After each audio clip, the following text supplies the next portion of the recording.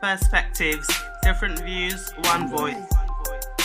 Welcome to LDM Perspective Podcast, a weekly podcast where the floor is open for debates and discussions on a wide range of topics. My name is Kodj, and for this show I'll be with my co-host. So hi, I'm Chris. Yeah, I'm from a media background, bringing a positive type of influence in the community. So we have with us 4 special guests. This is unprecedented because the conversation we're having, we feel like we needed to have a broader viewpoint. Yeah, so my name is Mo. I am a founder of a youth charity. I also work in the third sector in quality control, and I do business consultancy. Hi, my name's Maz. I'm a secondary school teacher, a writer, and I'd say a social commentator. Hi guys, I'm Lilia. I'm a HR officer. I'm also a writer and blogger, as well as a youth mentor. Thanks for having me.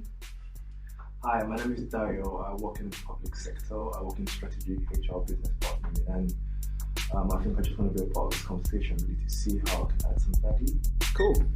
So let's get into the conversation today. So we're discussing something that I came across I have periods in my life where I just go on YouTube and just binge. And during my binging, I came across a conversation that was being had in South Africa. I think the channel's called DW. And they were asking some youths about challenges that they face regarding after apartheid and some of the challenges that they face within their communities. And some of the young professionals, one of the terms that they coined, they mentioned something called black tax. And I was just like, so what is this black tax? And the whole idea of black tax is basically for young professionals where it feels like the whole family has to depend on them to provide some sort of monetary gains for the family. So it's almost like an expectation from when they actually get their salary, they are expected to split that within the family because maybe they might be the only person within their family that's actually so-called made it. And I think looking at that, I just looked at young black people that live in London and how that actually affects us, or whether it actually does affect us. And then it came for this conversation that we're having today. So I guess really the black tax, that conversation is more just around the expectation from families in regards to financial expectation from family that you need to kind of give back to the family. I guess really for myself, it's a bit challenging in the sense that I have my own family. I need to provide for my family. I also have my little brother in this country. I have my mum in this country. I have my dad in Ghana, and I have like 4 other siblings in Ghana. And the whole idea is that because I'm the oldest in the family, I am expected to provide some sort of financial assistance, whether it's to my mum, to my dad, whatever the situation is. So the challenges that I have is every time, obviously, like the month, I need to like make sure that my mum is all right, my brother is all right. Sometimes it even extends to my sister-in-law and her children because I live in the community. I know what's going on in the community. So if they need some sort of financial assistance, I can't turn a blind eye. So you do have that burden of carrying, it's like you're carrying certain stuff on your shoulders. And I guess, so I guess for me, that's how this whole black tax thing kind of affects me. I wonder how you guys generally think about this and whether you're impacted by it at all. I definitely am, and I can actually relate a lot to what you're saying. I'm the oldest as well, of, believe it or not, like 10 siblings, respectively, from both father and mother. For me, well, my dad is here in Europe, but my mom is in Congo. She's back in Congo. And so there's that expectation where because you're in Europe, somehow you just have money. And so when it comes to the end of the month, you know, there's a lot of problems. This person needs medication for that. This person needs school fees for that. I need rent money and stuff like that. So it becomes, obviously, being that she's my mom, it's natural for me to help, but it kind of gets a bit tricky because it feels like an extra bill. So it's not optional anymore. It becomes mandatory. So, you know, I have to pay my rent, I have to pay my council tax, and so I have to pay my mom, so to speak. So that's how that affects me. I think in terms of my situation, it's a bit different from yours, per se, in terms of I don't have a family, so I think when you mention black tax, I think how I view it is a bit different. And I think. What do you mean you don't have a family? Sorry, I don't have a family of my own. I don't have children. Oh, you mean as in okay. So I don't have a family of my own to sort of like. So I think my perception is a bit different from yours. And I think when you say black tax, I look at it in terms of two questions: is it a burden or is it a responsibility for me? And I think it's important to look at it that way from my point of view. And I think I see it as a responsibility and not a burden. And I think again, it's based on my perception and based on, I think, in a way, upbringing and how I feel like I owe what I am to a lot of people. And I think how you repay that is quite important to me personally. And I think something that I hold quite valuable to me. Now, I think how it might change in the next few years. If I have a family of my own, then I might start to see it as a burden. And I think my position right now I don't see it as a burden, as a matter of responsibility. I do feel that where there's an expectation from family members back home, I mean, fortunately for me, my mom is here, my brother is here, he works, so he doesn't have to depend on me and stuff like that. He's a professional himself, he earns his own money. My mom also works, so I think the responsibility, there isn't that much burden on me from my immediate members of the family, like my mom and my brother. I think it's more about my family back home.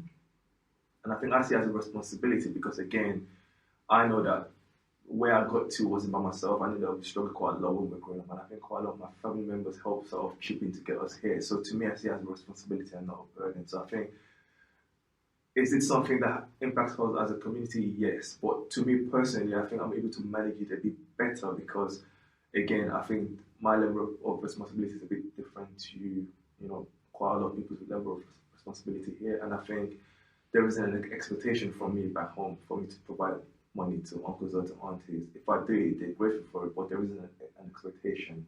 And again, I think it's different because of, again, the relationship in terms of I have with people back home. So to me, it's not really a problem to me personally, but I can say it's a problem to the wider community depending on what your level of responsibility is.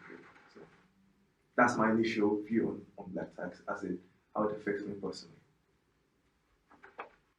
I think it's a fine line, isn't it, between burden and responsibility. Yeah. I think, being from African backgrounds, I think it's just unspoken rule that you help your parents. But I think that there should be some sort of boundaries where, for example, just my personal, and my mom doesn't speak English, so I'm alright. So where, I have in my head, for example, let's say a month I'll send my mom £100 so that she can, do whatever she needs to do and stuff like that. But it becomes a burden where you're expected to go over it so I'll send you £100 and then, I don't know, a week down the line, I need money for this. But I've just sent you money. But that was for that. And now I need money for this. And you're like, but that's all the money that I had. So it becomes like, you have to help me. My mom said things like, you have to help me. I'm your mom. What if I die? And, just... it's very triggering, this topic. So it's very triggering. Like, I remember one time, I'd sent her money already, and then she called your money more because she was ill, and I was like, I'm sorry, but I don't have money, not right now anyways. And she was like, but, I need the medicine. What if I, fall down and die? What's going to happen? And I just got so frustrated. I was like, well, if you die, you die. What can I say? And I know that's out of order, but it's just... Yeah, it's true. It's like you're guilt-tripping me and what do you expect? So I think that it is a responsibility, to honour your parents, and that can be financially, but it can be a burden where they feel entitled to it. So I have a family of my own as well, and...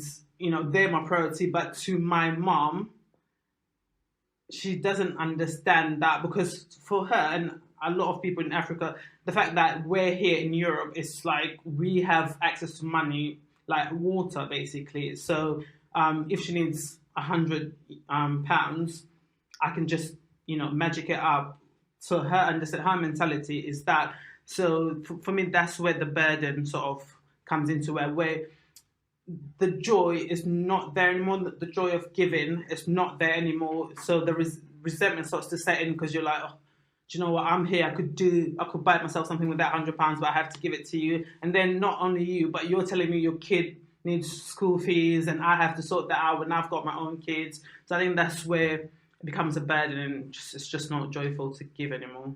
So just going on what you're saying, do you think you could have that conversation with your mum where you're actually explaining to her, look, it's not as easy as that? Absolutely. Because a lot of the time, yes, she might have those expectations, but if she's not told that, look, life is hard over here and money can't come so easily, then she's always going to keep having those expectations. Or I have had those conversations before. I think it's just a mentality. I think it's just this ideology for them that I don't know how to explain it, but it's just this ideology that, you're somewhere else, you're overseas, so you're doing better because you go to work. Because when she calls me, I'm like, I can't talk, I'm at work. So you're going to work, therefore you're earning. So I don't know, they watch films and they see whatever it is that they want to see, and so they believe whatever it is that they want to believe. But I have had conversations where I'm like, before I had kids, okay, I could spare an extra whatever. But I've had conversations where I'm like, I've got 2 kids now, I've got a husband, so I can't just be like, dipping into, extra cash because I have to answer to somebody now. And for her, it's just like, well, I'm your responsibility. So it's like I'm the mom and she's the child, and I provide for her. So it's not to say that those conversations have not been had. It's just that. Is it because you're the child, then she doesn't take you as seriously in Possibly. terms of those conversations, or? Possibly. I mean, she'll say, yeah, I understand money is hard, but tomorrow she'll just ask again. So possibly she just doesn't take it seriously, or maybe she knows that if she keeps pushing, I'll cave in. Yeah. Possibly. So what about yourself then? So for me, I think the term itself has definitely come from a negative context in that sense, as in just the whole term tax. To tax someone isn't really something people look forward to. I do feel that, I personally feel in our community and our cultures, it is a responsibility that is definitely been passed down for years and for generations. Especially you'll get, so your parents probably had the same, their parents themselves probably had the same responsibility towards their family. And a lot of it is just learned behaviours in terms of, all right, look, my parents had to do this, they're now telling me that now I have to do this. And for me personally, in my life over here, I wouldn't say I've necessarily had that responsibility generally to family back home, mainly because my direct family, as in my mum, my dad, my brothers and sisters, they're all here in the UK. And any family, most of the family that I do have back home, my mum and dad kind of shielded us from that responsibility. They take it on fully. So even if, let's say, I do get cousins or someone that do approach me, I'm kind of like, talk to my mum. That's the side I'm from. But a lot of it also is my mum and dad know the full background or story back home in terms of what that person's situation is. Someone just coming up to me randomly can ask me, I'm happy to give, but then that's not necessarily helping in that context or whatever. Some people might take advantage or take the mick, or it now going to start a chain where this is something they're expecting all the time, even though I might want to just do it the one-off to help them in that situation. But I do feel in terms of, as a society, we kind of have been in a position where we're starting all over again. So immigrants, let's say, to the UK, will come here for a better beginning, more opportunity, and they feel they have the responsibility back home to support those back home. I know growing up, for me, there's a lot of things that our family might have missed out on or not have done just because my parents are sending money back home, build a house back home. I've got a cousin, or 2 cousins, their parents both died, so they were orphans sort of. And my mum and my brothers and her brothers and sisters basically have supported their education, put them through school, clothed them, everything, provided them with money. So certain tragedies like that do happen, and it's kind of them ones where you just have to just act up, take responsibility and do what you got to do instead of just sitting back and crying about it. But yeah, I reckon it's something that you can take it negatively, but I do feel there is a responsible side of it where the other end should be educated on what it is that you're doing and how you're trying to help.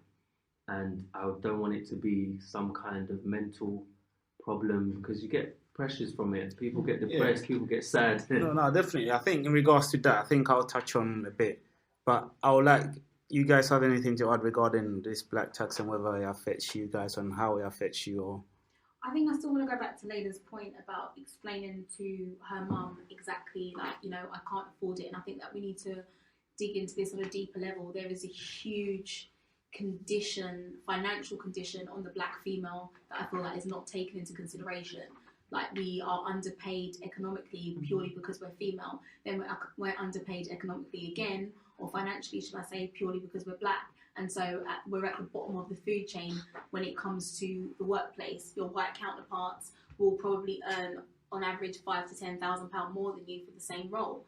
Then, at the same time, there is an unfair expectation on the black female within the African community that we can just provide. We can just pull it out of our hats, if that makes sense. If you look at it, on average, men will probably have a far better credit rating than women will have. And then that you're conditioned to thinking, oh yeah, because I'm bad with my money, or women don't have good financial management, or black females don't have good financial management. It's like, no, it's not that. We're not allowed to manage our finances because of the pressures from our husbands, from our spouses, from our children, and then from our parents at the same time, and even from siblings.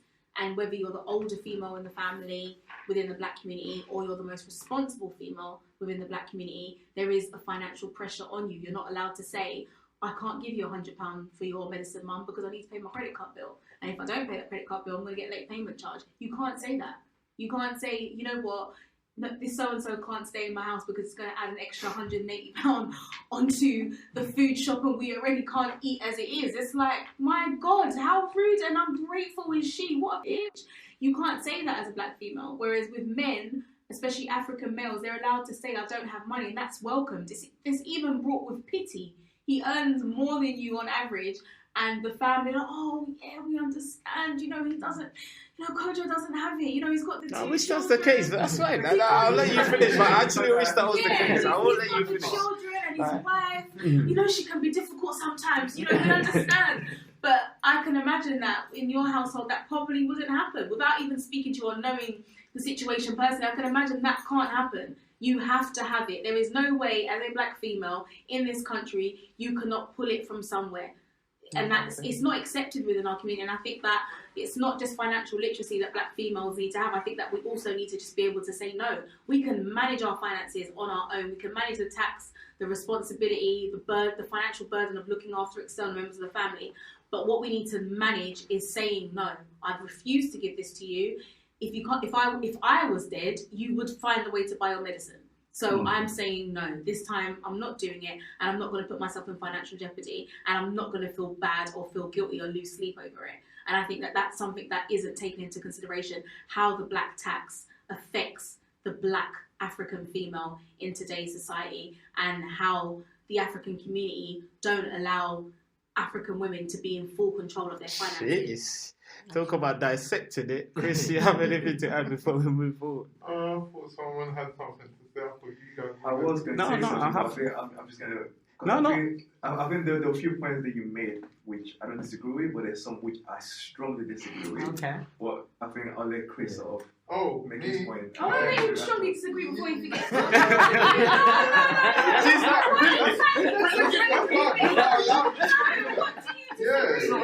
So you made a point which I strongly disagree with, when you said that there is more pressure on the black female. Yeah, I think I'll add to that in terms of providing. And I say, and you made a point. Actually, you made a statement, and I'm quoting you verbatim. You said, you know, when black men say we don't have money, we're looked upon with pity.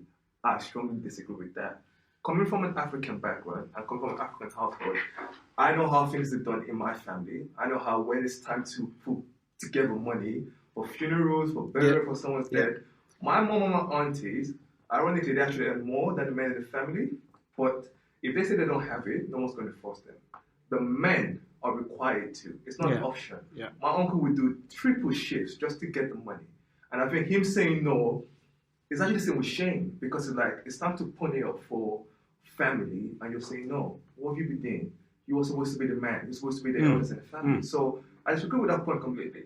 In terms of it's looked upon with pity, it's the opposite. Actually. Sorry, It's looked upon with shame because you have to be able to actually point it up to actually say something. Because if not, it travels back home, and I think your reputation back home actually gets hit too. Let me interject, right? The Nigerian community is completely different in general from the African community. The Nigerians, there's a lot of showboating and showing that you can provide. So yes, within a Nigerian community, I will retract my statement slightly with hesitance,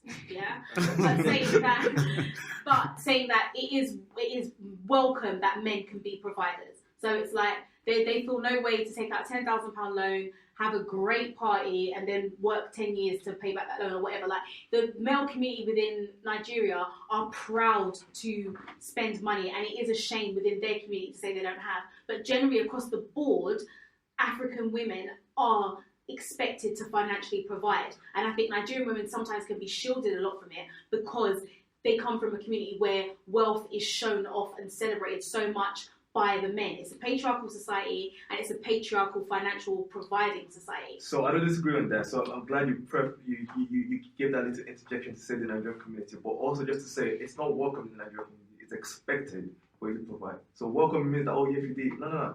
You're expected to do so. I hear that, but but so there's probably 100 million Nigerian women, and that's their luck. But for the rest of the African women, we are expected to be providers, and our men are brought with sympathy and are welcome with sympathy when they can't. But I don't think I don't necessarily agree.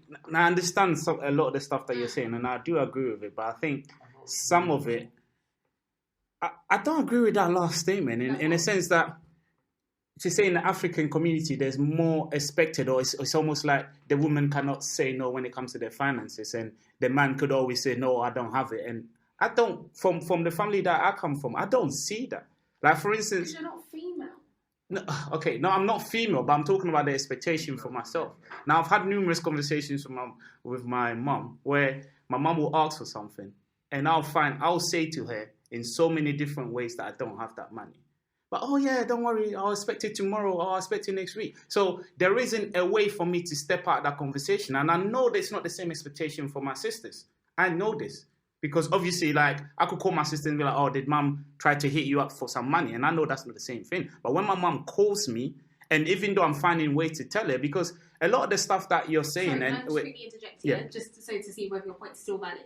I said on the oldest female in the family, or the most responsible female in the family. Okay. I've got two older siblings. Are they viewed as more responsible than you? But then you can't have it. You can't say the oldest female but I did and say the that most. Prior. Honestly, I did say but then, okay. I understand where you're going with that, but I disagree in the aspect of my family. Are they viewed as the most responsible members of the family? Yes, they are. My second sister, not even my older sister, but my second sister is viewed as very responsible with the family. Yes, she is. Very financially capable. She does a good job, yeah. Yeah, she is, yeah. Okay. So, and it's not like I'm saying this just to diffuse or just to make it relevant the conversation that you're saying. Yeah. But I just feel like, because within my dimensions or within the life that I live, I feel like, especially for my mum, and what I was going to touch on is the whole tradition. And I think someone touched on it. I think Derry must have touched on it regarding the expectation from the family. And because it's the whole thing of my uncle did this for me to get me in this position, so you need to do this for this person to get them in that position. It becomes part and parcel of it. Where when she asks me a question, she'll be like, oh, but you don't remember, if it was not me, you would not be here. And then it gets into this whole conversation of if you do not give, it's almost like, I'm not talking to you for a week. It's not like it's explicitly said in the conversation that I'm not talking for you for a week, but then it becomes part and parcel of it's implied. Do you get what I mean? So I understand where you're coming from, and I guess I'm not a woman, so I'll never really see how the burden for women are. But what I know is that the burden for me and my household is that a lot of the times I'm fighting between two women. One is my wife in regards to why is money leaving our household, and the other is my mum, because it's almost like it's a position where you need to support. Like, you have to be there for your brother. You have to... In what sense? Sorry. She doesn't feel she is able to be in control of her finances without having the responsibility of either direct family or indirect family members. Would she say that? No, I feel like, but I think when it comes into the dimensions of my sisters and stuff, because obviously they have husbands, And I know in regards to financial households, sometimes people take different type of, people go down two different ways. Some people could say our finances are together, or some people could say I control my finances, you control your finances. The problem is when you do that, I control my finances, you control, there is certain stuff, there is more autonomy you have over your finances to do certain stuff. Yeah. Whereas because they have their financial things together, I know that the husband is aware of everything. So my mom cannot expect to be asking her to give certain money when my mom knows the situation. That money has to go through the filtering of the husband being aware of it before it then comes back down the other direction.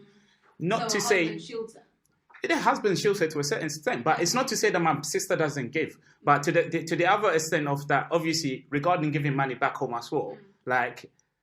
And I know what you're saying, why you asked the question of the husband shields her or whatever. I understand that, but she is quite responsible in the sense of making sure that we always send money back home. But what I'm trying to say here is that I understand, and I guess a lot of the times when I'm talking about something, because I'm not a woman, I'll never really know how women might feel. And I've lived like as a man for... Sorry? But you know how your dynamic is. No, I know how my dynamics is, and that's what I was trying to say here. So it's a bit...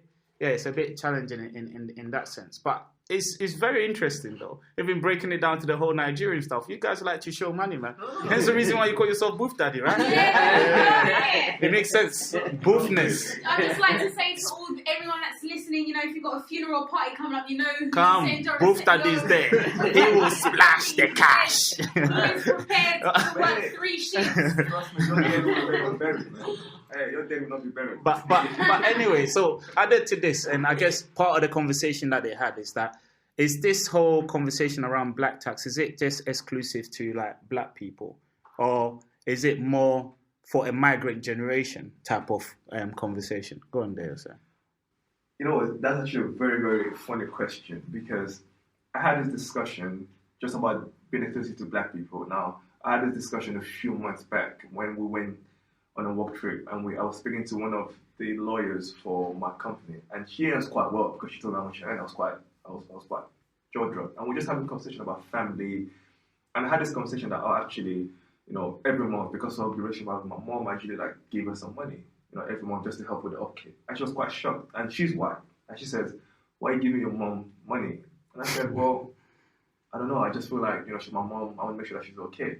She's earning upward of 300k a year, and she says her mom that's retired still gives her money, and she expects her mom to give her money. And she says that when she actually got a house, actually her mom was the one that actually gave her the money to get the house. So to her, she couldn't understand the reason why I am actually giving my mom money. She thought it should have been the other way around, for my mom to give me money. So she said, "Well, is that something that happens within the black community?" Because we have this conversation. I said, "Well, I don't know about the black community per se, but I can say, if you're looking at the Nigerian community, a lot of people that work professionally actually earn quite well tend to give money to their mom or to their family just to help." And she was quite surprised, because she said, "Well, it doesn't happen in my community." And I know she's not speaking for the white community as a whole, but just an example that I think to them, this whole notion of black tax is something that she was totally unaware of. And I think to her, she said, "Well, if that happens," and she made this statement, she goes, if that happens, I will say no, because it's not my responsibility to look after them. And I think that's the way they view it. It's not my responsibility. And this is what gets into the whole, because I think coming to this country, I found it quite interesting, where it's like your mum grows up, your mum gets old, and it's almost like you need to shift her off, ship her off, get her into some care home so that you could still live your life. Whereas when I grew up in Ghana, it's almost like the expectation is that once your mum gets to a certain age, she comes over to live with you.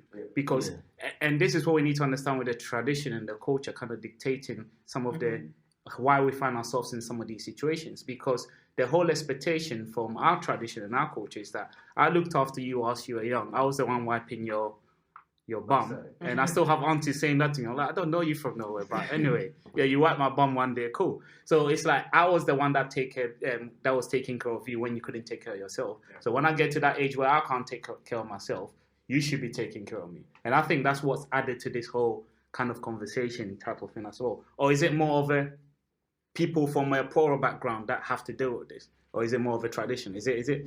It's definitely tradition, I'd say. And just to support what you were saying, I definitely agree with Maz about the whole female and male dynamics. Just going back with what you're saying, when your parents are old, more likely, I wouldn't want to throw out numbers because I don't know, but more likely if we're sitting here and deciding where mom's going to go to stay, it will be the female. That I agree. No, 100%. Which will add to your household costs, Exactly. and you won't be allowed to say no. Definitely. So there we go. Again, black tax. But then I guess in that with that specific example, the women understand the dimensions where I am not like in control of my household. If you could agree with my wife, whatever that my wife says, most of the time she'll get me around to that way of thinking anyway. So the woman is is like, she looks after that household. So if you could speak to that woman and that woman agrees, like, come on, you do certain stuff where you feed back to your partner and it makes it fine. But if it's coming back from the other way around, come on, my mum will say certain stuff and she knows she can't go anywhere because my wife is not going to agree. And if my wife is not going... No, this is what I'm saying, that definitely. But that's what I said for that specific example. If my dad was to come here now, like, I know my dad can't live in my house, innit, unless my wife says his thing. But I know that there is an expectation that one of my sisters will have to host him. Which is unfair. Which is unfair, 100%. Because there is families where there are 4 boys and there is no girls. Yeah. And I have got an aunt who, you know, she had to look after her mother-in-law, who they both hated each other. I think it got physical and everything. But in the end, when she got really ill, it was my aunt that had to look after her. She didn't have any daughters. So my aunt had to take 100% of the responsibility. And especially because the other sister-in-laws were like, she should die in the street. I can't stand that woman. So it is something that falls back on the female. I've just going back to your point about the tradition, I've seen it from both sides because growing up, my parents were very, very successful. So they supported me a lot. I had a child at a very young age and they supported me a lot. I was shielded from a lot of things that other single mums wouldn't have been. I never had to worry about nursery fees. I never had to worry about putting the flooring on my council flat because my mum and dad took care of that. They took care of everything for me. They went literally above and beyond so I could finish university with no financial pressure whatsoever. And then, unfortunately, a few years after that, my dad passed away. And so it changed the financial dynamics of the family. And then I had to kind of start looking after the family in ways that I hadn't done before and had to be financially responsible in ways that I hadn't had to. Everything I did for my parents was, you know, I want to get you the new iPhone 5, Dad, you know, because I want to say thank you for everything you did for me. Whereas now I have to get my mum the new phone because my dad's not there to do it, if that makes sense. So I have seen it from both sides. So I don't think that parents looking after their children, even at an adult age, is something that is limited to European communities. African parents, from my perspective, will do that if they have the financial resources to do so.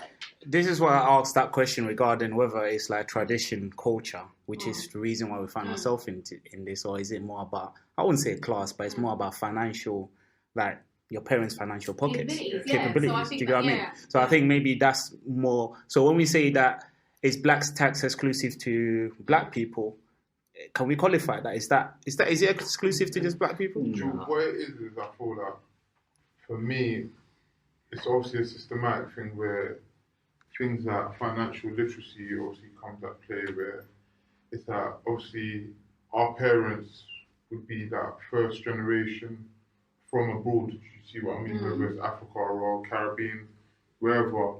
But what it is when they've come, they've literally tried to just survive. Do you see what I mean? Adapt to the climate, to literally like integrating into a new society. So they've done the best they could do to being successful. So obviously a lot of them aimed high, but a lot of them didn't get to the heights that they were meant to because of obviously what happened in society at the time and whatever the circumstances were. So with that said, I feel like if you're comparing it to another culture, like let's say the white culture, obviously this is their land, so they've obviously learned the lay of the land. They've learned the whole financial system, they learned the politics, the bank system, everything. It's integrated in them. Do you understand that? What they talk about at home, these things is what they talk about. Whereas in the black community, it's more figuring out a plan. Do you understand that? Making ends meet. So it's how we're just going to get that new blazer, you know what I mean, for next year's school. Just, you know what I mean, just those small things. Whereas there's other people in other communities where they've already planned the next 10 years and they're only 13. Do Do you see what I mean? And other people's, I'm just trying to survive where I'm actually coming from. Do you see what I mean? So it's the lack of, it's obviously the social circumstances mixed with the financial literacy, and obviously I feel like that's changing now because we've obviously had the effects of it. You see what I mean? We've learned the effects of the circumstances that's happened before. So now people in our generation would be more, I don't know, aware of these kind of things that we'll teach our children that, okay, this is what you invest in early. You see what I mean? Like now people are always talking about in schools they should teach about financial literacy and property investments and things like that. But obviously, if you know, you know there's a reason why they don't. Do you understand what I mean? Because there needs to be someone that needs to be poor. If there needs to be a rich, there needs to be. And that's why that's the first thing that when people say, why don't they teach that in school? I'm like, that's obvious. There's a reason why. You're not going to give out your secrets to the world if you're rich. Like there needs to be a percentage of poor people to maintain the status quo, and that's the whole thing. And that's what I mean. And I feel like that's what's literally happening. That's what the black tax thing is literally that the baby of this. Do you see what I mean? All these circumstances is literally just the reproduction of it. That's all it is. So would you say it's poor social class, or it's mixed with the poor so that's why the whole immigrant discussion is involved in it, because obviously it's the whole poor thing, the social class thing. So obviously those things are involved in it, but in different cultures is obviously where the bar of responsibility comes in. Do you understand? Because I feel like Asians. Would you say that middle class black families wouldn't have a problem with black tax that they don't experience? It's not. Yeah, I don't feel. It's not even. I don't feel they do, because I feel like they would have patterned how their thing is. Do you see what I mean? So let's say a middle class or upper class family. Let's say now, yeah, someone who's first generation and he was successful. So he's built a business and he's an entrepreneur now, not someone that works, someone who's actually financially literate. Do you see what I mean? So now he's done his thing. He can now teach his children, all right, this is how you maneuver in the world, and you're building an empire. Do you understand what I'm saying? Where you could build a brand in your own family with your family name. So now you've done that. You're in the middle class now. You've gone from poor to middle class. So you're not going to have the financial burden, as you could say, to say, okay, now I need to think about my parents, because your parents already raised that money. They've already got the funeral money already ready. Do you understand what I'm saying? That they've got these things that people think about now. That they've already done that. They've already raised your money for college. So just going on what you're just saying. off to you. I'll get Olivia to come in. Sorry. Let Yeah, Mo just go going on on. what you're saying. So they do have the black tax. It's just that they can handle it better. That's what it is. It's The not burden just the of it is- responsibility. There's something I want to say, but go on, Olivia. I'll come on. So I would say they still have the black tax, because that man, obviously, he's done well for himself, so that he's able to provide for his family, as in his immediate family, as in wife, household, whatever.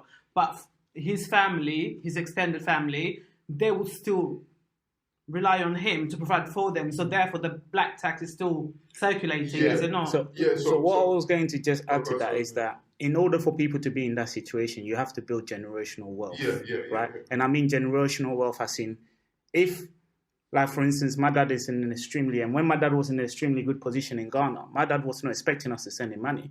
He'll be the one saying, I'll pay for you guys tickets to come home and all that type of stuff, right? Because he doesn't need me to support him in that type of circumstance. So when you're saying that, I agree with that, but I feel like in order for someone not to be affected by that, there needs to be generational wealth. Right. Because if you just come out as this rich man, whether you're middle class or upper class, you still have a generation of people that are working class that sees you at that pinnacle of you being able to support them. And let me just add something to this, where in regards to us being here, the dimension to this is because Africa, we understand the poverty in Africa. We understand the struggle in Africa, right? So once you leave Africa and you go to abroad, it's seen as greener pastures. It's seen as you have more disposable income.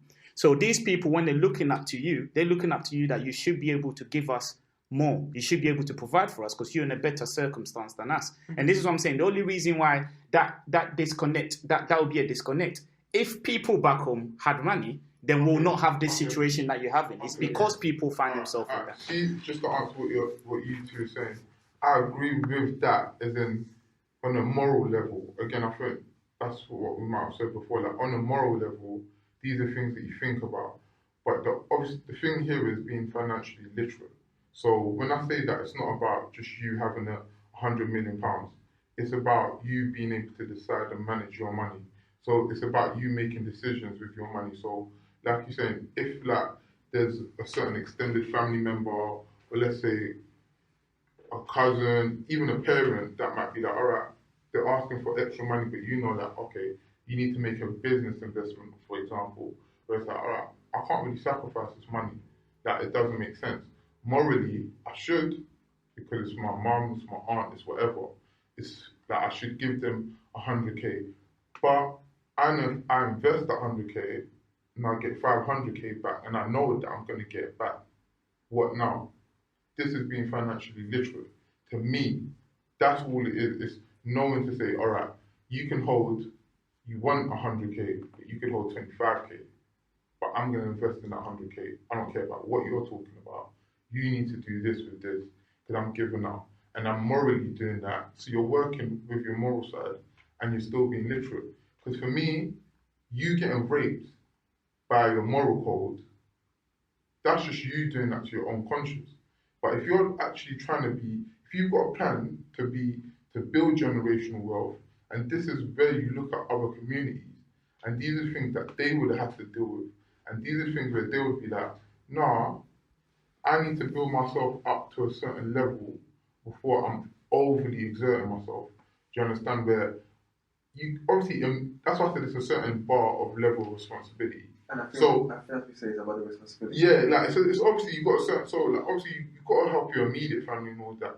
But then there's help, and there's things that you're obliged to do, and there's things where it's like, all right, now there's a mark here, and you have to have that responsibility on yourself because it's your money. And you know what? That's the be all and end all. That, to be honest, if you made that money, the be all and end all is it's my money. So me giving up this money is my decision. It's not an obligation. It's me doing it. If you didn't make your money, that's on your life. Me, I went and did all of this on me. So I'm giving it to you out of the goodness of my heart. It's a responsibility. Like and like for me, my mum knows it. Like you see me, I know what you're not saying because I'm the oldest and all of that as well. But at the same time, my mum gave me pressure to a certain extent. But she knew that when I came with the money in that, she knew she had a good son. Do you understand that? She knew I could have been a lot tighter than I was. Do you understand what I'm saying? But at the same time, it's that that's just me doing that. I don't have to do that. Do you understand what I'm saying? And if I was to say, all right, I'm going to give my mum 50% of what I gave her and invested it, she couldn't be mad at me. Do you understand what I'm saying? And that's all I'm trying to say is that, hold on, you need to know this is your money. So all this whole, someone's leaning on you and all of that, yeah, let them lean on you, but there needs to come to a time where you're like, all right, look, I've got plans. And I'm doing this for all of us. If I have to be the literate one, I have to do this for other people. But I think, just to tag on to what you're saying, I don't agree with what you're saying at all. I think when it comes to that whole notion of black tax and how you manage that situation, I think it comes down to how you manage people's expectations and how you sort of maneuver family politics as it may be in the family. Yeah. So, for example, and I hope my brother forgives me for this because I'm going to put him on blast. My younger brother, he has a very, my mom calls it a British way of thinking, which to me is quite, I find it quite odd really. It's just the way he thinks. He has his notion is that, well, if people are asking me for money back home, if I have it, if I have enough to give, I will give because I'm the one working for this money. If I don't have enough to give, or if I have an agenda, a business agenda to do, or I'm investing in something and there's not enough to give, I will not give. And there's nothing you can do about it. And I think his point of, his mindset is that if I don't have, you will go to someone else. So me saying no, and me not having, what is the difference? The difference is that I'm choosing to give you. And I think that's the way he sees things. And I think to him, this whole notion of black tax, he would say that he doesn't really get it. Even my mom sometimes tells my mom, you work. If you need extra money, you can ask me and I'll tell you if I have it. But you also have a job. And I think that's where he sees it. And I think it's caused a lot of friction in the family because they've said things like, well, he's been ungrateful, he's stingy, or stuff like that. It clashes with the African, it clashes with that. Nigerian, but to him, it's like, well, I'm sorry, like, it's my money. If I have it and I want to give it, I will give it to you. But do not put, and I think what he's done is he's shifted it back. He said to them, do not put your responsibility on me. Do not put your lifestyle on me. That is your responsibility to look after yourself. And that's common sense. You see what? You know what? Go on, wait. Can go on. I want to add in there. I think that is a concept coming from a second generation immigrant, where a first generation immigrant could totally not understand. That's the clash. It makes no sense. It makes no sense. Not understand that mindset. No, but even if it was seventh generation, at the end of the day, you've been taken out of your natural habitat to have a completely different experience and a completely different opportunity. And yeah, you do have some financial obligation to pay for that. You weren't born in this country and you weren't exposed to the opportunities. You have no idea what sacrifice your mum or dad made to ensure that you had that red book. So how dare you be like, oh, well, it's your responsibility. No, it's not. No, that's exactly what I was going to say. Because I feel it's incredibly disrespectful. And I feel, no, let me make my point. Sorry. I feel like it's incredibly disrespectful. And I totally agree. And I feel like it's very selfish in that view as well. Because a lot of the times when people talk about, I make my money, a lot of the times the same people around you that you're saying that you need to support now, they made it comfortable for you to even get that job in the first place. They were the ones that were feeding you. The minute that you get to 16, 18, you should move out of the house. Do you know what I mean? So for me, it's very funny when you get yourself in a certain position to give it this talk and you don't remember how you got to that position. And the reason why I say this is because even when we talk about the first generation and their help, some of these people helping is the reason why some of us have ended up here in the first place. So for me to now come up here and say that, oh, no, you know what? Let me live in my lane because why should I be helping Finn? It breaks down that. And you need to understand. And for me, I totally agree with a bit of what you guys are saying. I wish I was a bit more like that. But I know in regards to my viewpoint and how I want the world to be, I cannot be like that. Because the minute that I was like that, then that means I might have never been in the positions that I am in because someone had to sacrifice something in order for me to be here. And someone directly had to do that. But then do you think the parents failed that child in terms of not exposing them to that responsibility? No, I feel so. Exposed to the responsibility. No. 100% are exposed to the responsibility. I have a child that's third generation British, right? And every time she says something cheeky to my mum, and it's a family joke, it's just a family joke. And I'm like, look, you are even lucky that Nanny even struggled to get you to this country in the first place. So you need to give Nanny all the thanks and praises. She's like, you need to give Nanny all the thanks and praises because you are already here. I just came along the ride. It's got nothing to do with me. And she's like, and she's 100% right. She's like, well, you were already born here, so I was always going to have that red passport, even if I was born in Timbuktu. I was always going to be a British citizenship, and the burden of responsibility falls on me. Whereas with your brother, the burden of responsibility falls directly on him. He has no idea the sacrifices that your mum and dad made. But what I was saying is, the parents failed in not explaining that. Can I just touch on Mo's point quickly before you guys come in? Yeah, but he 100% understands it because your parents were born abroad. I'm going to assume your parents were born in Africa, right? So your parents were born in Nigeria. Understanding and knowing are two different things.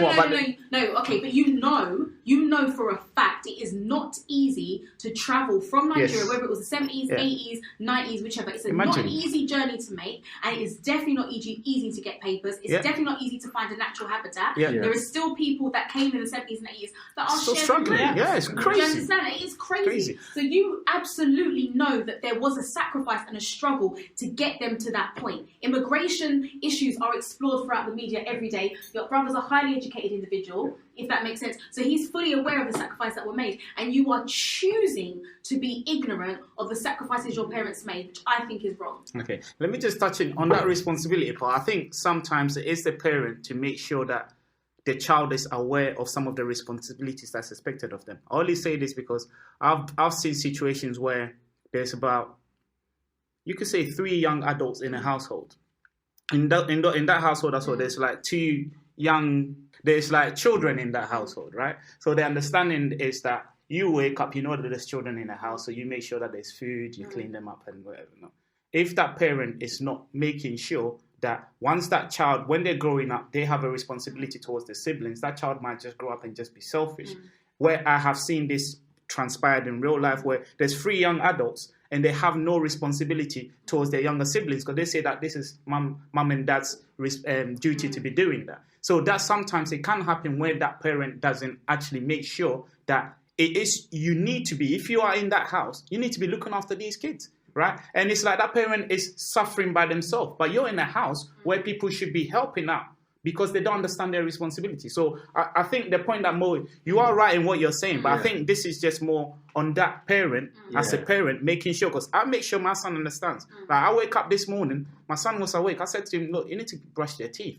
These little things that he does, when I'm not in the house, he is going to naturally do it. Do you know what I mean? I'll say to him, oh, you need to make their breakfast. I do these things, it's not because I can't do it, but I need him to make sure that, look, because you're a guy doesn't mean you don't wash the plates or anything like that. You still are responsible for your younger siblings. And a lot of the times, we might fail the next generation by not making them understand that responsibility. Now, I'm not saying that they're going to follow that responsibility, because sometimes you could understand that and still choose otherwise. But I feel like we have to make them understand where you're coming from, how you got there. Right? And obviously, sometimes when my mum does say these things to me, I find it quite funny when my uncle comes in and stuff. But I still respect that because I make sure I'm closer to my cousins. I make sure I look after them because my uncle at one point helped my mum for me to be here. So for me, my cousins are part and parcel of my life. When I could chip in, I will chip in. But they become part of that and they become part of my responsibilities as well. Because we can't, I find it very... And that's just me in it. And I'm not helping this whole black tax conversation because I'm adding more and more responsibility. But I feel like we cannot live in the bubble at certain points when it suits us. Yeah, when it suits us to just be like, oh, but I need to be in case. No, I feel like that's not. But I'll let you guys, so let me just come in.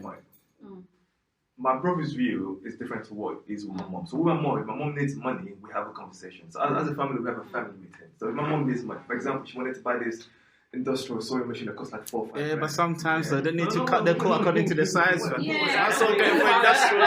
Any sewing machine would have done like, come on, man. It's for business venture. So okay. Like sewing for industrial stuff, and she's been doing lessons for the past 3 years. So we sat down, we had a conversation. I was like, okay, fine. How much can we contribute towards it? And we looked at it in terms of finances. Who earns more? Who can chip in more?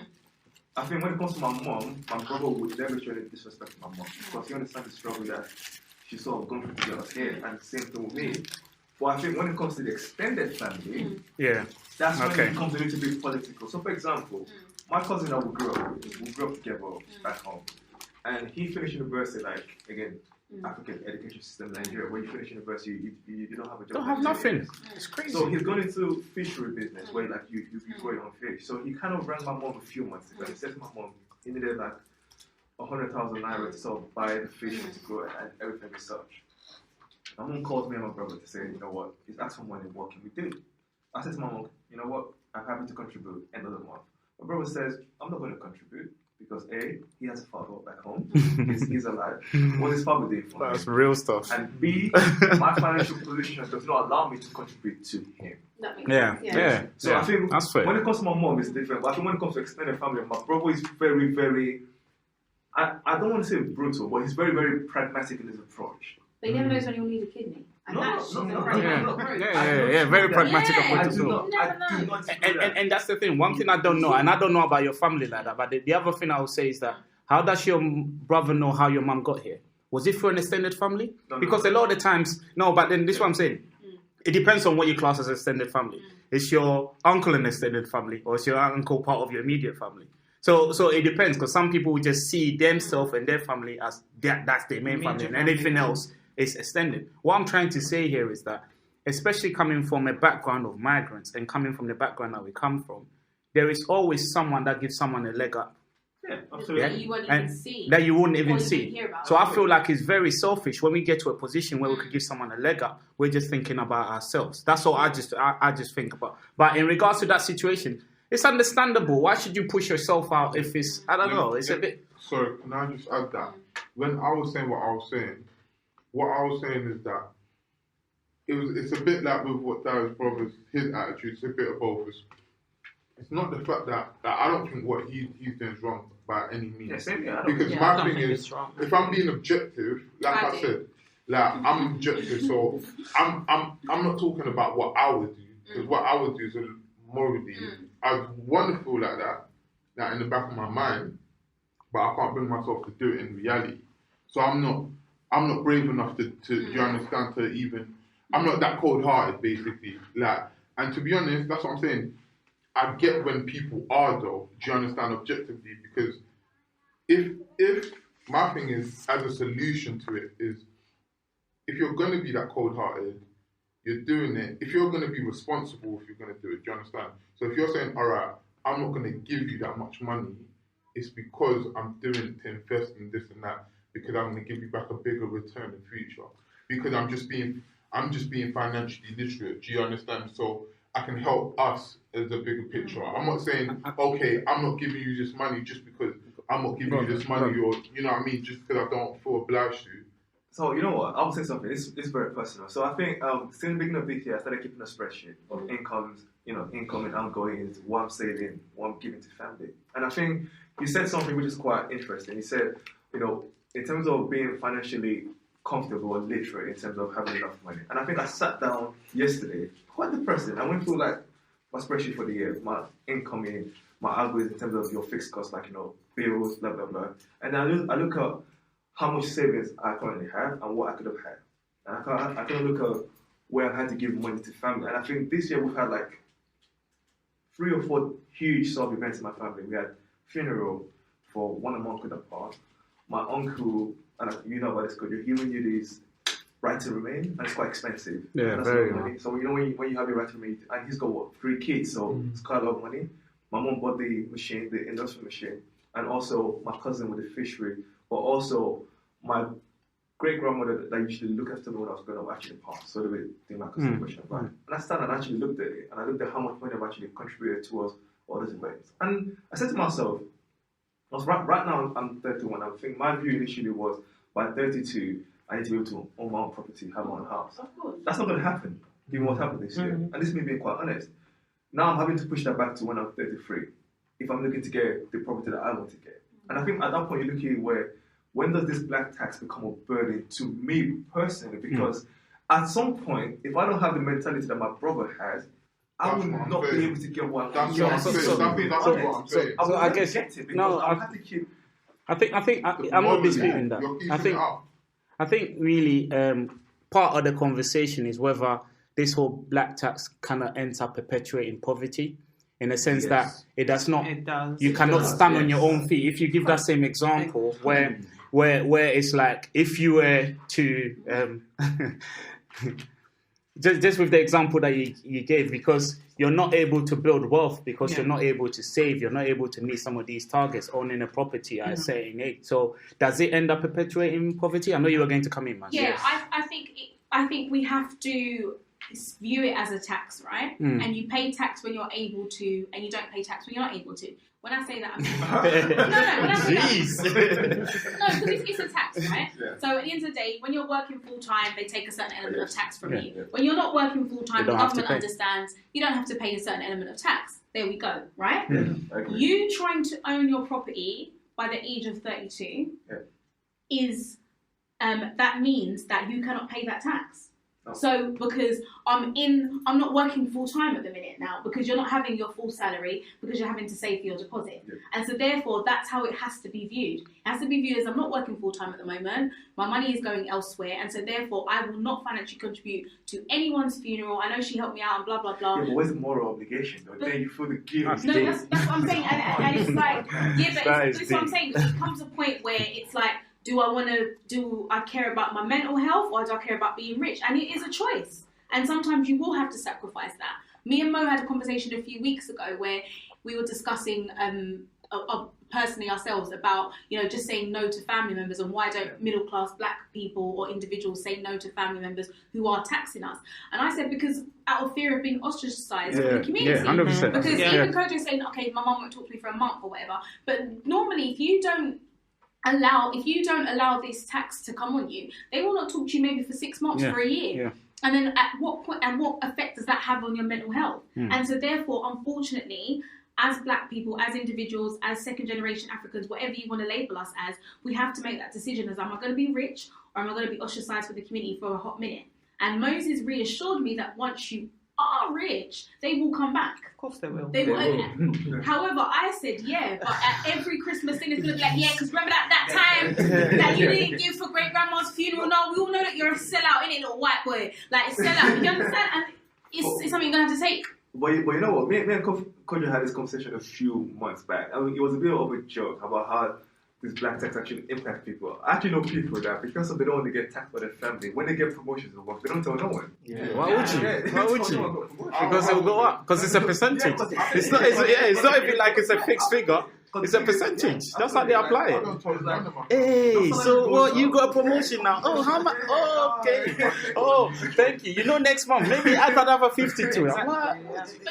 But you know what else I think that impacts us as well? I hope I'm not digressing. Is I think that ignorance increases our tax rates.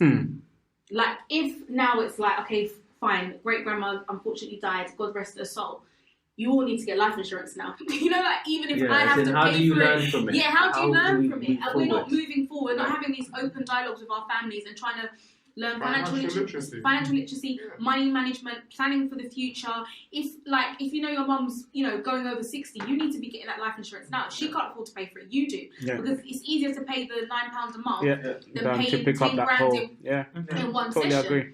And we're not doing that as a community. We're not having open situations where it's like, okay, cool, I'm going to help you out with your fishing company, and then that will be it. That's my only contribution. I won't be able to help for another 5 or 10 years or whatever. Or encouraging other cousins to like, okay, so-and-so did fishing, what do you want to do? Do you want to go and do this or do you want to go and do that? We're not having these open dialogues. That's what I wanted to kind of go in with Daya about, as in, you've made this plan of owning your home in such and such years, and you've had this, how would I say, hurdles in the past year, learning from those hurdles, and obviously you feel you have the moral responsibility to still help family. What are you doing to combat those hurdles? Because, like she mentioned, the whole life insurance, this, that. Because I know Caribbean families that have partners. They put money together every month, blah blah blah, to help for certain situations. I mean, how are you positioning yourself to tackle those things, as opposed to just saying, "Oh, you know what? I'm going to give up the house or give up." Just before you come in, I think a lot of these conversations, I fully understand that, but some of the conversations as well, and we know how our families are set up, they are hard conversations to be had, whether you like it or not. You will be ostracized, as you mentioned. So there is like a thing that you need to go through in order to come out the other end. No, what I was going to say, regarding this whole black tax and sometimes alleviating that, definitely the life insurance goes a long way. But I feel like a lot of the times I'm more susceptible to give money if I know someone's trying to set up a business, right? And the reason why I want to do that, because I know you're not going to be dependent on me. I need to give you something for you to start off, because now you have money coming in. The problem that we have is that if I know, I'll just add to that, because I know a lot of people that want to start business, you send them the money, the business didn't go well, and then it's back again. But then that's the whole idea, that if, and the position I would love to be in is that I own my own company, so I could employ people. And in that way, I'm directly like giving back, but I'm not giving back from my pocket that way. Do you know what I mean? I'm putting you in a position for you to look after yourself. Hence the reason why even the stuff that I do, in my environment, if I could get someone a job, because I talked to you about, I was saying sister-in-law, all those, if I could get them a job, I make sure I get them a job, because I know that once you get that job, you can look after that household. I don't have to be giving money to your little brother, because now you're working. And that's part and parcel of some of the stuff that we might need to start doing, where to shift that whole responsibility, we need to equip people with the right skill set, or put them in different platforms that they're able to actually make money for themselves, rather than depend on us directly. But obviously, what I was going to add to that is that obviously when it comes to like your direct parents like that, it's very, for me personally, it's very challenging to try to navigate that. So. I was going to say, but I don't want to say us as a black community, because I know everyone's going to jump on me, but sometimes I just feel like you can't even speak to like siblings or external family members and tell them, do this job, like, or whatever. It's like you're dictating, you're imposing, you're trying to be arrogant because you're educated. Like, it's even getting them to listen to you is another hurdle in itself. Just saying that, you working and earning £800 a month is not going to help you. I found you can even find another job, that is paying triple, and they won't do the job. But then are you doing a disservice by not adding some kind of conditions with the support that you're giving? Because if you're giving someone support, they've got to listen to you. Do you understand? Like, are you not adding that extra bit? All right, fine. If I'm going to help you in this way, I want to see this area or whatever. That's the thing. They think it's an obligation. So regardless, you should be. Yeah. So the entitlement, basically. Yeah. You're entitled to this money. Yeah, And exactly. that's why I feel that if you're financial. Yeah, trust me, I've been struggling. I don't know what's going on. Financially literate, that's why you'd realise that, alright, if we're actually using our brains here, it's a certain level of self-entitlement. And it's like, wait, hold on. They're going to feel like that regardless. So it's like, wait, hold on. I need to protect my money and obviously my future investment.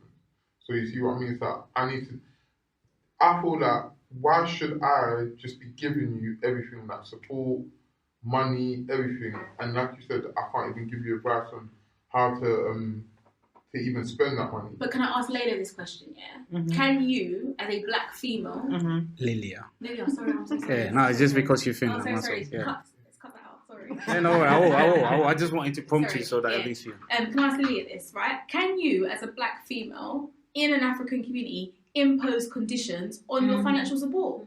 Absolutely not. No, I don't think. Yeah, You can't. and this is what I was going to say. I think when you lot say that though, sorry, just when it's imposed, and I know it is hard, it's not that how you got to say that. All right, I'm giving you this. You could have a side conversation at a complete random time. Do you understand? To try and ease it. I think that the black tax conversation, there's two parts to it. The part where, the people whom you're helping, they're based in the UK, for example, with you. And then there's ones where they're based abroad, as in my case. So I think that there's two sides to it. Yeah. And so there's only so much I can control. I've spent, just what you were saying there about, having a goal to own your own home. Just this year, I was doing my traditional wedding, so I was trying to get my mom to come from Congo. And as part of, the visa process, I had to show that I've supported her. And so my lawyer asked, I go as far back as maybe 2014, just to show like a 5-year support. And so I send my mom money through Western Union via my phone. So I've got an online account, so I can just, bring him up. And that came to 12 grand. Wow. From 2014 to early What does my friend know about this 2019. figure? So, I feel like, Why are you exposing people? and part of that 12 grand, it's been, the monthly thing, money that you have to send, as well as I've got this business idea, I need so and so money, it's gonna work out, and then I'm like, okay, I'm gonna give you this, and then it doesn't work, and then a year down the line, I found another venture, I need this. Do you know what I mean? So there's only so much Are you sure you don't mean my mum? But Which ties in nicely to most question initially that I asked to say, just to make sure that we don't keep going through this cycle, which actually contributes towards us actually having something for ourselves to show. What plans do we have in place to sort of mitigate it? And to be honest, no plans in place. this is what I'm going to do. But I'll let that's what I'm saying. I'll tell you something. The only time we have, and I was just thinking about it just now, the only time we have family meetings is when there's a problem. Yeah, we're reactive. We're not proactive. Not proactive. Except for that, no everyone talks about their business, you might get a little text here and there, but when there's something happens, we need to call a family meeting. And then we start saying, who's going to pay for this, who's going to pay for that, who's going to pay for that. So, no, you're right, Mo. We have no strategic plan in place. Because it's not No, because of the can I- backlash, though. Yeah.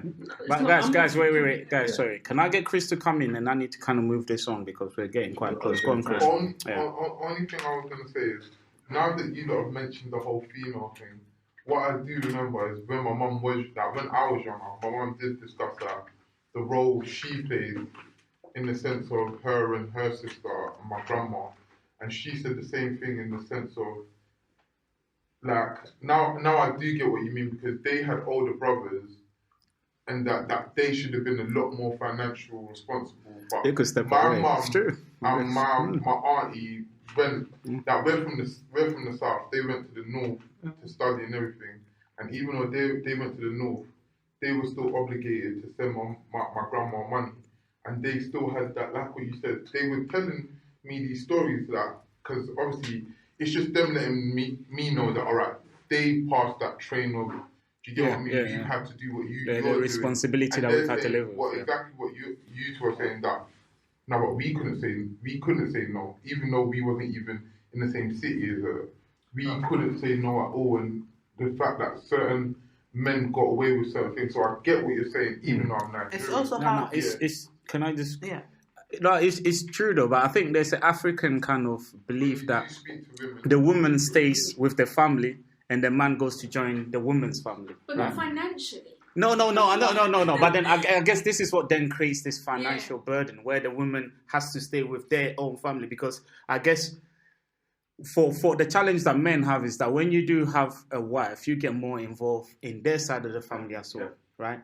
But then the women, and basically I'm just repeating myself, but I feel like there is that culture which then adds to this whole financial burden that women will have when it comes to the whole black tax. So I guess retracting back to the conversation that we had before, I will agree with you on that, just looking back on that aspect, because I feel like a man could step away and join the wife's family and have that shoulder, that shielding of that family to be like, okay, what's coming in from your side? Because we always know that the wife's family, something is going to be coming from that end. So I feel like the guy or the position that you have to be in, you have to be playing both sides. I have to be playing my dad's side and my family side, and be playing her side as well. But anyway, the point I was trying to make is that, you know the point I'm trying to make. But I'm going to move on quickly. What I'm going to move on to is regarding the whole psychological impact that the black tax has. I just want to touch on that before we wrap up, because a lot of the times, if you feel like this is a burden, then it's like you're living with that day in, day out, because you know that you need to provide for someone, and how that could create maybe a more of a psychological challenges or battles that people might have with. What do you guys think about that? Because you touched on one of the stuff that you mentioned anyway, the mental state. How do you... Well, I would say for black women, you just need to get a boss and a bastard of a husband. That just filters it out. 12,000, you are mad! Stop! Today, I'm here. That's what you need. You just need that boss of a husband that's just going to protect and shield you from it. Obviously. From the family. From as the well. family, yeah. You need that kind of... Do you know what though? I feel like you'd have to as well be like aware that, all right, you're gonna have to. There's gonna be a rupture there. Do you understand? Because if he's gonna protect you, you're basically saying, all right, this is my new family, and his love is gonna be what actually protects me away from. Yeah, but there's gonna you have be to a think rupture about that. do you understand? If you're gonna be having that, but then I think it's easier for the woman to go back to the family to say, look, we don't have and I don't have the finances because it's a whole finance, and my husband, the family will accept it if he's the guy that. You put it on the husband and be like, exactly. That's what I'm saying. That's exactly what I'm saying. You put on the husband to say, look, it's difficult. You know how it is, and the mum will never be able to have that conversation with the husband because our culture, there are levels, and you can't go above that. That's what shields you. That's what I'm saying though. Like, 'cause obviously he's protecting you, but it's just that you have to accept that there's going to be. This time the husband don't even know nothing. Husband's not even aware of this conversation. You turn up to these family events and people are looking at you funny. What's the tight guy? I'm like, what the heck, right? You know. So I get that. That would be my strong recommendation. Yeah. Okay, I guess it's kind of like naturally came to an end. Maybe we'll do a wrap up. Everyone just kind of have like a 2-minute thing of what they feel or what they've learned from this black tax, whether it's a burden or it's a responsibility. So actually, we have a rule that if you come on the podcast for the first time, you need to do the wrapping up. So it's not you. Yeah, right, okay. So had this conversation. Yeah, it's recorded. Nasty WhatsApp text message after this podcast. So Lily, I think we'll leave that for you to wrap it up at the end. I guess anyone wants to start? I'll start. I think it's a bit of both, to be honest with you. I think it is a responsibility and a burden. I think it's a responsibility because, like you said, I think quite a lot of people say this. Again, you need to be able to try to uplift people within the community and within your family because, again, no man is an island, as they say. You do need to support people because when it's your time of need, you don't know who's going to support you. I think it's a burden when it actually then stops you from actually being able to progress with your life and actually take things forward and make your plans. And especially if you have children of your own, to actually build something in place for them. Because again, you don't want to repeat that vicious cycle where because you're looking after other people and also trying to support them, you don't do something for your kids, and then your kids start waiting or looking at to your family to actually support them. So you're almost like repeating a cycle. I think it's a bit of both, and I think all we have to do, and I think going back to what Mo said, is we need to be able to put in place a plan to stop it from happening. Because it's going to keep happening regardless, is what do we do to sort of mitigate, to actually support people rather than keep either sponsoring their lifestyle or sponsoring the way they live really. It's about what can we actually do. So rather than keep giving someone money every month, you can say, well, do you want to start a business? Again, I know the whole business out there, obviously you never know how that will pan out, but it's about the amount of people it's a case of what can you do to actually help them to support themselves rather than keeping the sponsor, as they say. Okay. For me, I guess when we use the word black tax, that's what gives it a negative connotation to it. I just feel like, personally, I feel like it's a responsibility. And the reason why I feel like it's a responsibility because growing up, my mum's side of the family was a big family, and then I knew that people were traveling and stuff like that. And what has happened in that family is that they've all kind of helped each other to like travel abroad to then whatever you want to call it as greener pastures, which has then been part and parcel of me being here, my journey, and my kids being able to have this life, I guess, right? So I guess when I see it from that angle, I always feel like I have to be responsible for my community. I have to be responsible for some of the people there that I can help. And I feel like, at the end of the day, is it perpetuating generational, what's the word I use? Poverty?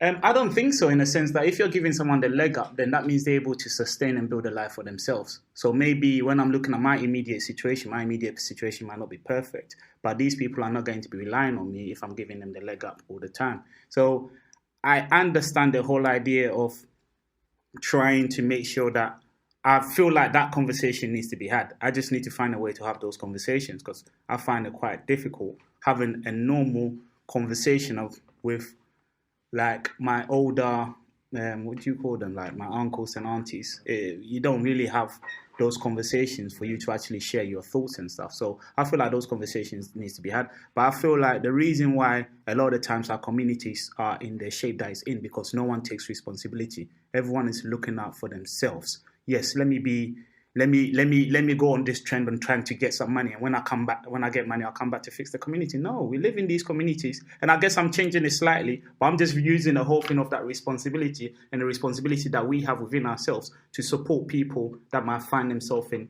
difficult situations. So, I don't see, I can understand the idea of the tax because it's expected, but I see it as more of a responsibility to give back and to provide more of a support for people that need it. So I definitely think the term is negative in its language use, tax. But I do feel with all greatness, there is the responsible side of it. And as individuals, you want to be some kind of responsible or play a responsible role in all your families and communities.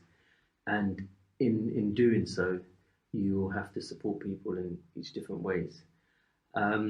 But then there is the personal responsibility whereby, like we mentioned with Deo, is it has to be planned. These responsibilities are not new. They've been happening for years. Your parents. So in knowing this, what are you doing now, knowing that such things are going to happen? Someone's going to pass away, or there's someone back home that has lost someone or is in a financial situation or isn't well or things like that. It's not unforeseen fully. Do you understand? There is the foreseen, there's the forecast side of it that you can plan in the future. So what can we put in place to plan these sort of things? And there are many, as time goes on, there are many, many tools and resources out there that can help you to plan for these things.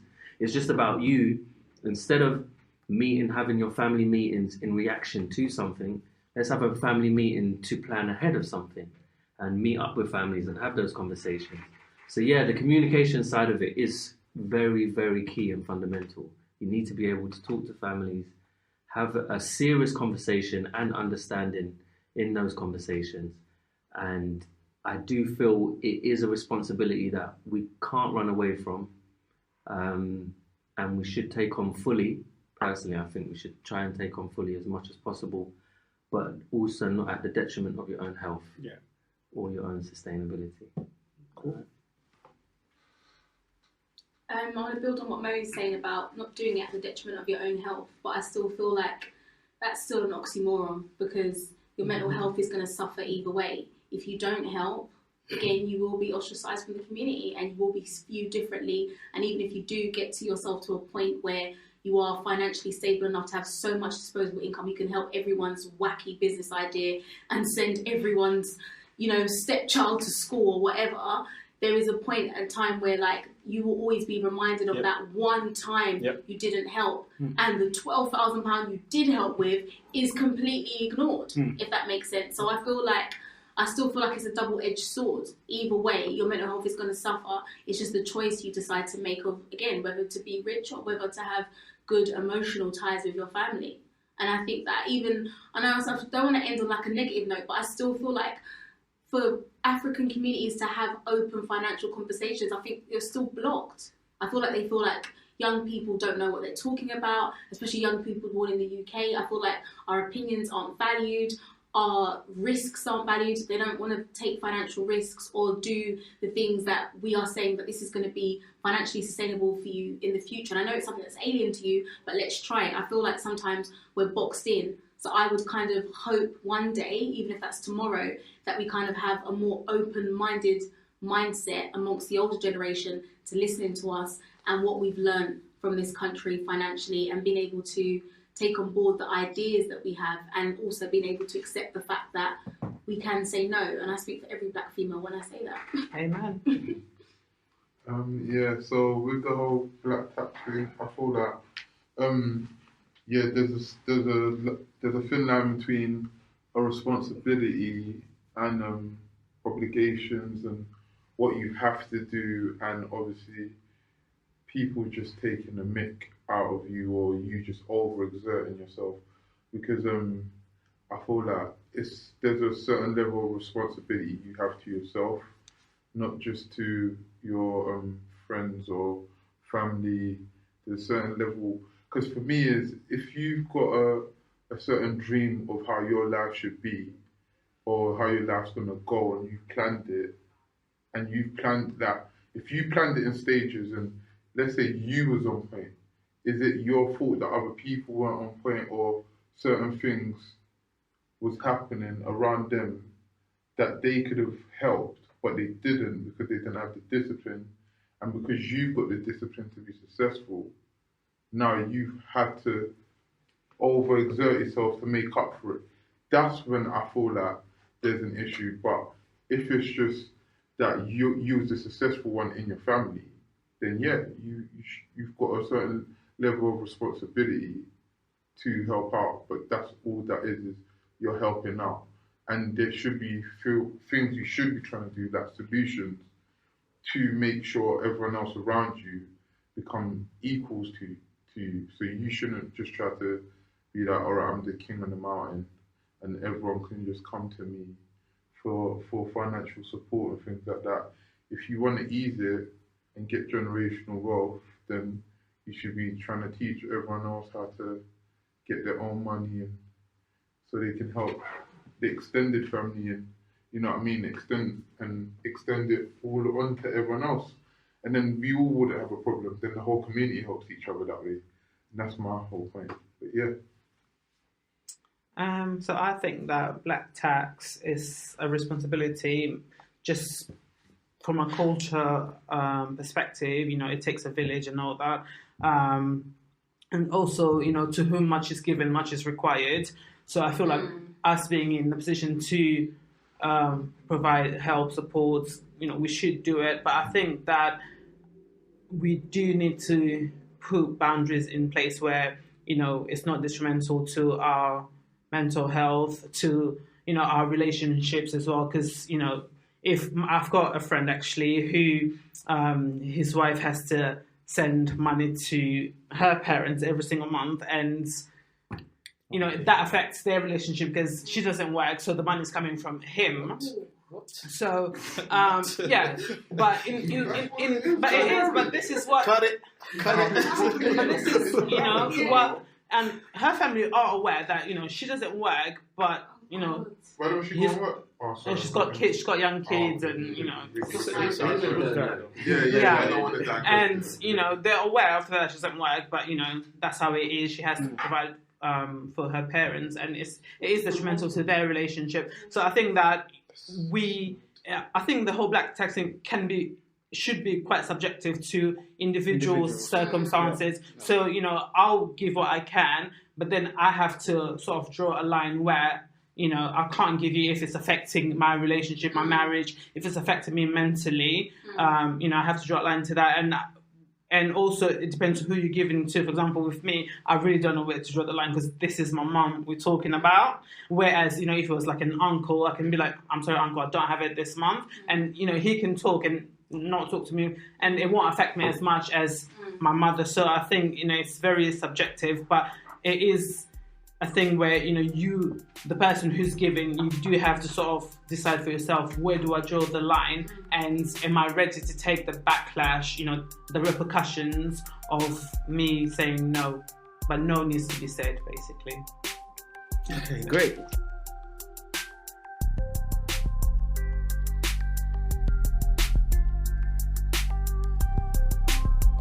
Thank you for listening to this episode of the LDN Perspective podcast. Please get in contact with us. We want to create more of an organic platform. So if you have any questions, please check our Instagram page, which is LDN Perspective. You could also reach us on Twitter, Perspective LDN. And please, you could always drop us an email at ldnperspective@gmail.com. Thanks for listening. Perspectives, different views, one voice.